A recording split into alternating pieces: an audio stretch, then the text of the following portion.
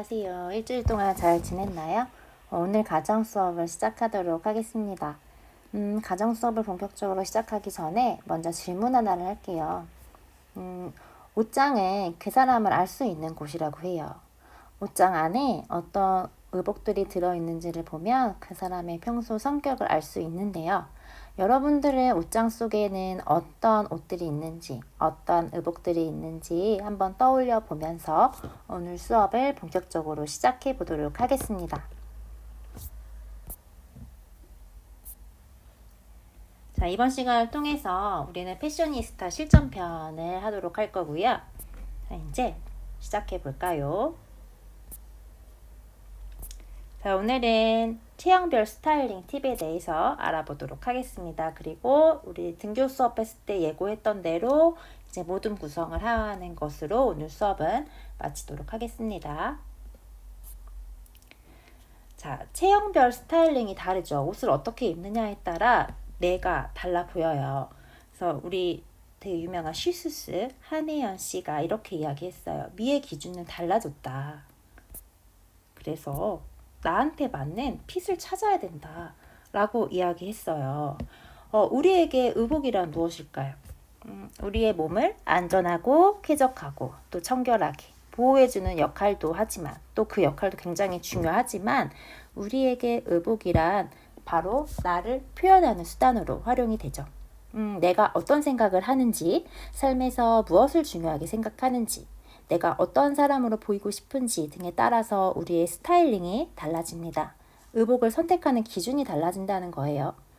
의복을 선택하는 기준에는 비용, 가격이나 아니면 용도, 이 옷을 언제, 어떠한 목적으로 입을 것인지 또는 그것을 판매하는 업체의 이미지 같은 것들 다양한 요인들이 영향을 미치겠지만 이번 시간에는 디자인에 초점을 맞추어서 한번 보도록 하겠습니다. 그리고 체형별, 그 체형을 조금 보완하는 방법에 초점을 맞추어서 보도록 할게요. 지난 시간에 알아보았듯이 의복의 어떠한 디자인 요소가 어떻게 사용되는지에 따라서 그 의복을 입은 나의 이미지가 달라지게 되겠죠.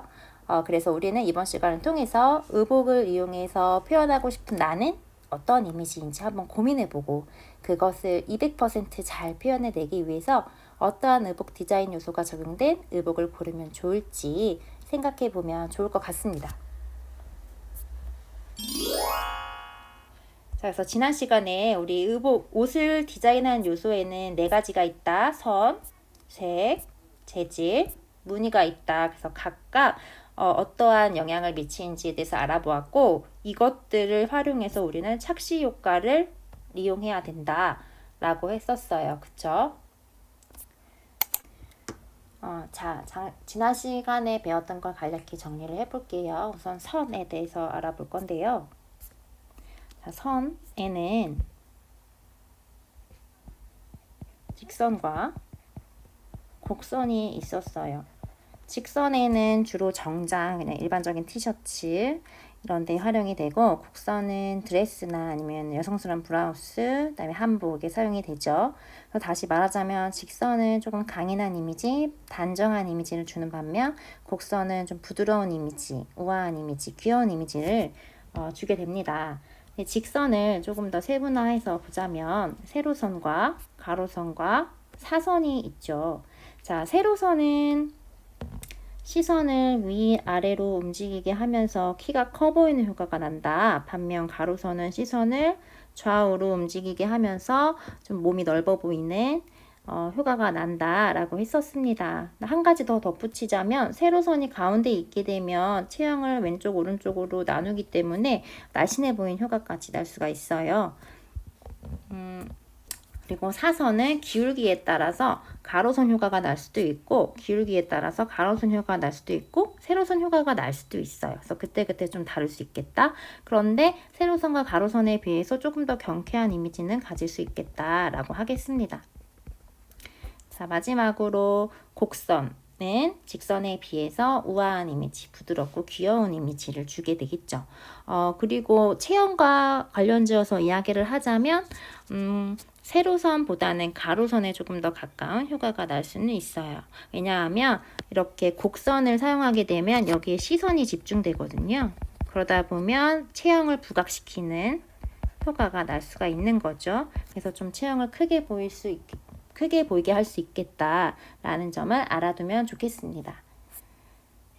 자, 그런데 선이 하나일 때, 두 개일 때, 또는 더 많을 때는 효과가 달라진다 이거죠. 이게 바로 착시 효과인데, 세로선이 하나일 때는 아까 이야기했던 효과가 나는데, 세로선이 만약에 이렇게 양쪽으로 나 있었다 라고 한다면, 이것도 키가 커 보이고 날씬해 보이는 효과가 나는데 왼쪽보다는 더 큰 효과가 나요. 왜냐하면 시선이 이렇게 가운데에 갇히게 되거든요. 그래서 더 키가 커 보이고 날씬해 보이는 효과까지 날 수도 있겠다. 반면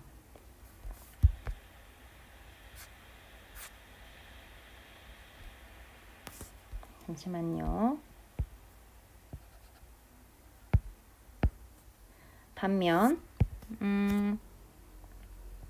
세로선이 이렇게 많다면 어떤 효과가 날까? 지난 시간에도 이야기했지만 세로선이 이렇게 많게 되면 시선이 위아래로 움직이는 것이 아니라 세로선을 세게 됩니다. 그래서 시선이 좌우로 움직이게 돼요. 그래서 오히려 키가 작아 보이고 체형이 커 보일 수 있겠다라는 거죠. 체형을 부각시킬 수 있겠다. 자, 반면 가로선이 하나일 때 두 개를 준비해 봤는데요. 가로선이 위에 있을 때는요, 허리가 짧고 다리가 길어 보이는 효과가 날 수가 있어요. 반면 가로선이 이렇게 아래에 있다 보면 상체가 길어 보이고 하체가 짧아 보이는 효과가 나죠.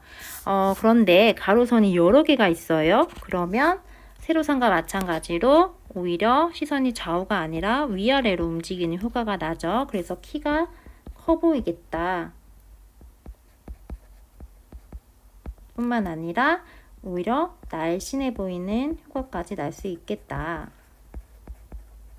라는 겁니다. 그래서 우리는 선을 활용해서 내가 원하는 이미지를 구현해낼 수가 있는 거죠. 자, 그 다음으로는 색이 있었어요. 색에는 여러 가지 색상이 있는데 이미지 관점에서 보자면 밝은 색상은 조금 경쾌한 이미지, 밝은 이미지, 귀여운 이미지를 주겠고 어두운 색상은 좀 단정하고 차분한 이미지를 주게 되겠죠. 체형 보완 관점에서 보자면 이렇게 어두운 색상들은 검정색과 남색 같은 어두운 색상들은 체형을 축소시켜 보이는 효과를 내고요. 반면 이렇게 노란색이나 빨간색, 자주색, 연두색처럼 밝은 색상들은 체형을 확대되게 보이는 효과를 내겠죠. 자, 그러면 색을 두 개를 조합할 때는 어떻게 되느냐? 이렇게 비슷한 색을 유사색이라고 이야기를 해요. 유사색을 서로 사용한다면 시선이 끊기지 않고 잘 연결이 됩니다. 그래서 키가 커 보이는 효과가 날 수 있어요. 반면 이렇게 색이 대비되는 것을 대비조화 또는 대비색을 사용했다라고 하는데 이것은 시선이 위아래로 끊기게 돼요. 그래서 키가 작아 보이는 효과가 납니다. 자, 여기까지 선이었고요. 자, 여기까지 우리 선 색에 대해서 알아봤고요. 재질과 무늬는 좀 간략히 볼게요. 재질 중에서 몸을 커 보이게 하는 것에는 반짝이는 재질, 그 다음에 가죽, 그 다음에 만화, 모와 같은 뻣뻣하고 부피가 큰 재질은 몸을 커 보이게 하는 효과가 나고 반면 몸을 작아 보이게 하고 싶다면 부드러운 소재, 부드러운 재질이 적합하겠죠. 우리가 대표적으로 면을 생각할 수 있고요. 그 다음에 무늬를 큰 무늬와 작은 무늬로 나눠 볼 건데 큰 무늬와 작은 무늬 중에서 몸을 커 보이게 하는 것은 바로 이 작은 무늬입니다. 왜냐하면 무늬의 크기보다 바탕면이 더 커 보이기 때문에 그와 더불어서 몸도 커 보이게 되는 거거든요. 그래서 큰 무늬는 몸을 작아 보이게 하고 작은 무늬는 몸을 커 보이게 한다라는 것을 알아두면 될 거예요.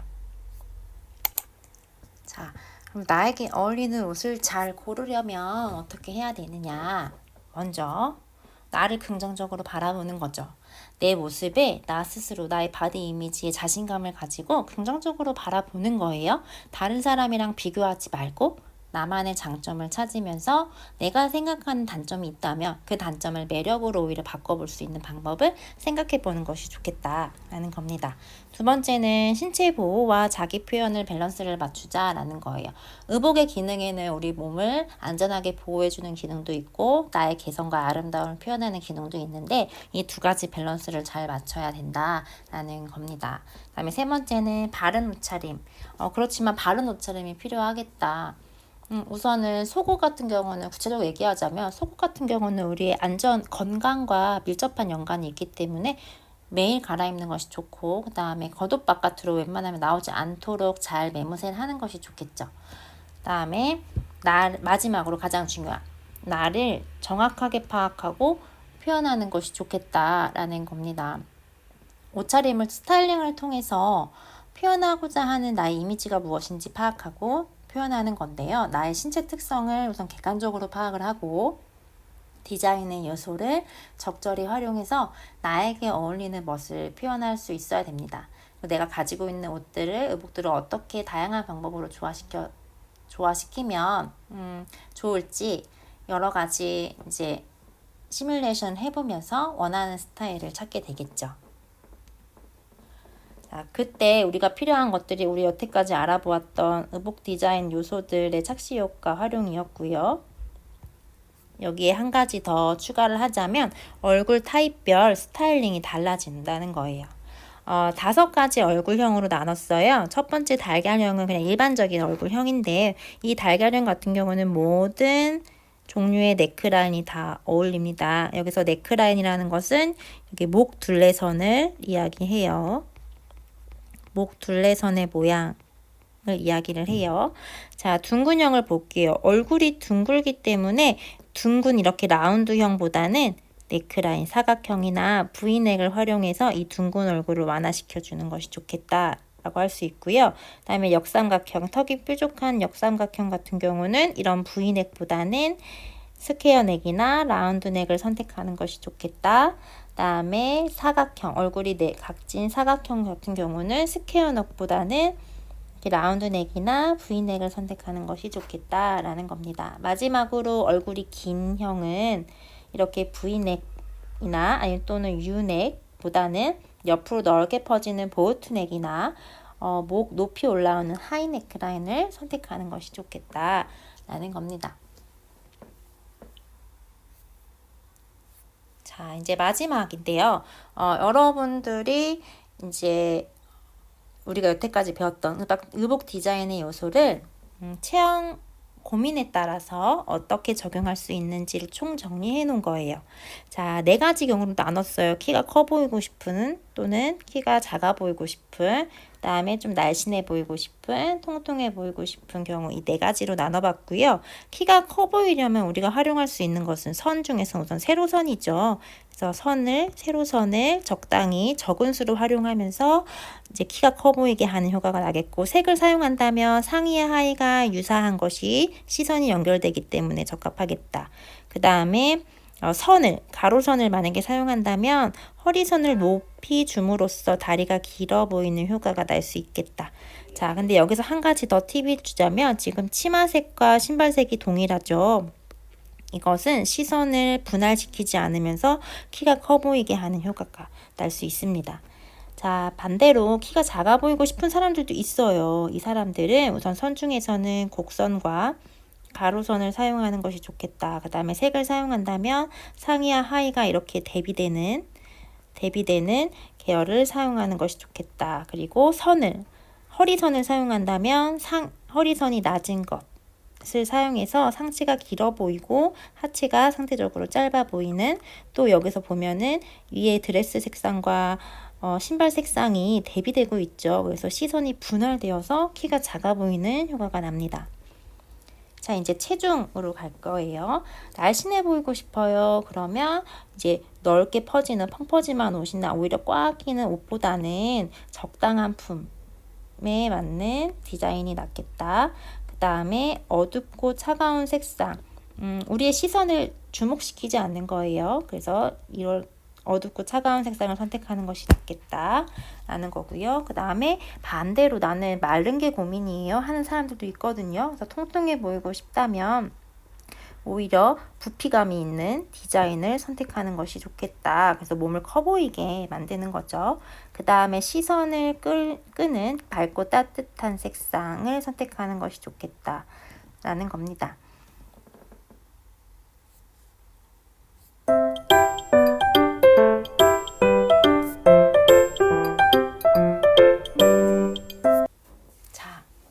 오늘 수업 잘 들었나요? 여러분들은 앞으로 성장해 나가면서 여러 가지 의복을 구매하는 경험을 하게 될 거예요. 그때마다 어떤 의복들을 선택하게 될까요? 여러분들의 의복 선택의 순간마다 이 가정 수업 시간에 배운 것들이 조금이나마 도움이 되었으면 좋겠습니다. 자, 그러면 이제 과제 안내입니다. 우선 우리가 다음 주 등교 수업했을 때 패션북을 만들 거예요. 여러분들은 스타일리스트가 되어서 패션북을 제작을 할 텐데, 그 미션 설명할게요. 우선 의뢰인은 5명입니다. 이 5명 중에 1명을 선택하는 거예요. 자, 선택을 해서 선생님이 제시한 상황에 맞고, 그 다음에 이 사람들이 고민이라고 생각하는 이 체형을 보완하는 스타일링의 패션북을 제작합니다. 주어진 상황은 3가지입니다. 평상복과 외출복과 경조사 등의 행사용. 평상복이라 하면 집에서 입는 옷 또는 집 앞에, 그러니까 뭐 잠깐 공원이나 아니면 슈퍼에 잠시 다녀올 만한 옷이 평상복이고, 그다음에 외출복은 이제 약속이 있어서 나갈 때 입는 옷이 외출복이죠. 그다음에 결혼식이나 장례식과 같은 행사용 옷 3가지의 스타일링을 해줘야 돼요. 선생님이 이야기했었어요. 모둠을 구성할 수 있다. 근데 모둠은 3명까지만 가능합니다. 그런데 등교 수업 전에 만나서 이 스타일링 계획 짜오세요 하는 거 절대 아니에요. 반드시 랜선으로 인터넷 온라인으로 토의합니다. 토의해서 의뢰인을 선택하고요. 스타일링의 개요를 간략히 이야기 나누고 오면 좋겠어요. 만약에 시간이 없다면 뭐 등교 수업 때 해도 좋습니다. 그다음에 나는 모둠이 싫어요. 나 혼자 하는 게 편해요 라고 한다면 개별적으로 하고 싶은 사람은 개별적으로 준비하면 됩니다. 자, 그러면 의뢰인 5명의 체형을 설명할게요. 우선 모래시계형입니다. 모래시계형은 우선 상체도 크고 하체도 큰데 상대적으로 허리는 날씬한 형이에요. 서구형 몸매. 를 가진 사람을 모래시계형이라고 하고요. 삼각형은 상체에 비해서 하체가 큰 사람, 역삼각형은 반대로 하체에 비해서 상체가 큰 사람, 그 다음에 사각형은 이제 상하체가 비슷한 마른 사람을 이야기하고요. 그 다음에 타원형은 이제 좀 몸집이 큰 사람을 타원형이라고 해요. 배도 적당히 나오고 하체도 배와 더불어서 있고 상체도 있는 형태를 타원형이라고 이야기를 합니다. 그래서 여러분들이 준비해야 될 것은요. 우선 첫 번째, 모둠 구성 여부를 7월 14일까지 구글 설문지에 작성합니다. 개별로 진행하는 경우에도 동일합니다. 그래서 우리가 여태까지 했던 대로 과제 링크 들어와서요. 과제 링크에다가 이 모둠 구성 결과를 적어주면 되고요. 과제를 내지 않은 사람은 그냥 혼자 하는 것으로 간주하겠습니다. 그래서 다음 주에 준비해야 될 것은 색연필과 같은 채색 도구와 간단한 스타일링 계획을 가지고 오면 좋겠어요. 색연필 같은 채색 도구는 반드시 가지고 오도록 합시다.